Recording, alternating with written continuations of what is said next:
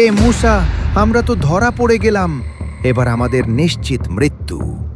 আসসালামু আলাইকুম প্রিয় দর্শক, আমাদের চ্যানেলের 1000 ইসলামিক গল্পের মহাপ্রজেক্টের 14তম পর্বে আপনাদের সবাইকে স্বাগতম।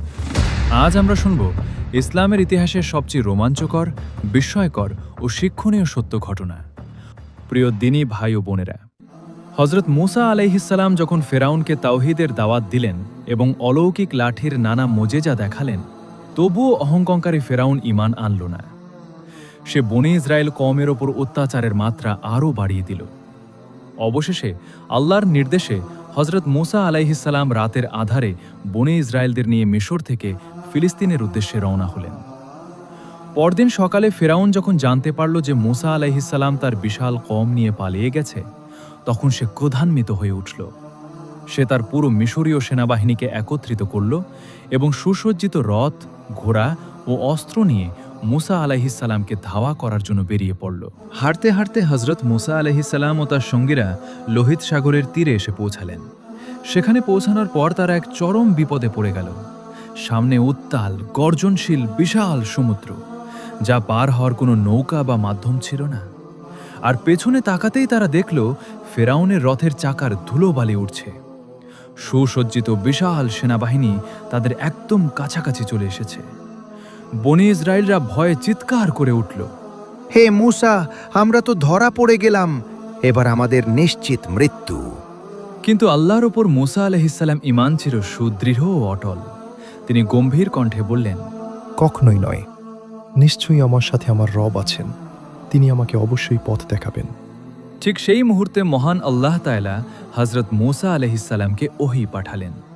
তোমার হাতের লাঠি দিয়ে সাগরের উপর আঘাত করো। হজরত মূসা আলাইহিসসালাম বিসমিল্লাহ বলে নিজের হাতের অলৌকিক লাঠি দিয়ে উত্তাল লোহিত সাগরের পানিতে আঘাত করলেন।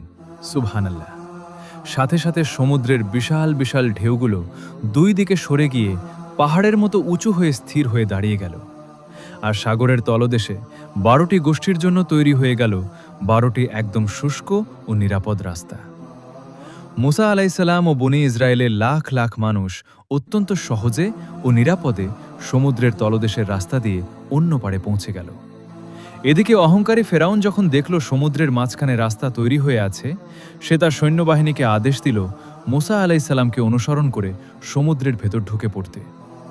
কিন্তু ফেরাউন ও তার সমস্ত সেনাবাহিনী যখন সমুদ্রের মাঝখানে এসে পৌঁছালো, ঠিক তখনই আল্লাহর নির্দেশে দুই দিকের দৃশ্যমান পানির পাহাড়গুলো বিকট শব্দে ভেঙে এক হয়ে গেল। মুহূর্তের মধ্যে বিশাল সমুদ্রের পানি আছড়ে পড়ল ফেরাউন ও তার সৈন্যদের ওপর। তলিয়ে গেল অহংকারী ফেরাউনের রথ ও সেনাবাহিনী। মৃত্যুর মুখে দাঁড়িয়ে ফেরাউন চিৎকার করে বলতে লাগল, আমি বিশ্বাস করলাম যে মূসার রব ছাড়া কোনো ইলাহ নেই। কিন্তু তখনকার তওবা আল্লাহ কবুল করলেন না। পানির নিচে ডুবে ফেরাউনের করুণ সলিল সমাধি ঘটল। সুবহানাল্লাহ। প্রিয় দর্শক, আল্লাহ তাআলা ফেরাউনের লাশকে কিয়ামত পর্যন্ত আসা মানুষের জন্য শিক্ষণীয় নিদর্শন হিসেবে সংরক্ষণ করে রেখেছিলেন, যা আজও মিশরের জাদুঘরে সংরক্ষিত রয়েছে। পবিত্র কোরআনের সূরা আশ শুআরার 63 থেকে 65 নম্বর আয়াতে আল্লাহ তাআলা এই অলৌকিক ঘটনা উল্লেখ করে বলেন, ফাআওহাইনা ইলা মূসা আন ইদরিব বিআসাকাল বাহর ফানফালাক ফাকানা কুল্লু ফিরকিন কাত্তাউদিল আযীম। অতএব আমি মূসার প্রতি ওহী পাঠালাম যে তোমার লাঠি দিয়ে সাগরে আঘাত করো। ফলে তা দ্বিখণ্ডিত হয়ে গেল এবং প্রতিটি ভাগ বিশাল পাহাড়ের মতো হয়ে গেল। এই ঘটনা আমাদের শেখায় যে অহংকার কখনো স্থায়ী হয় না এবং আল্লাহর ওপর সুদৃঢ় ভরসা রাখলে আল্লাহ অসম্ভবকেও সম্ভব করে তোলেন। আশা করি হযরত মূসা আলাইহিসসালাম ও ফিরাউনের এই ঐতিহাসিক ঘটনাটি আপনাদের ভালো লেগেছে। ভিডিওটি ভালো লাগলে লাইক ও শেয়ার করুন।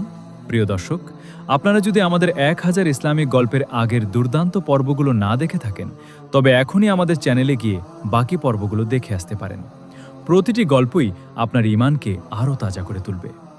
আমাদের এই দীর্ঘ সফরে যুক্ত থাকতে চ্যানেলটি এখনই সাবস্ক্রাইব করুন। দেখা হবে আগামী পর্বে 15 নম্বর গল্প নিয়ে, ইনশাআল্লাহ।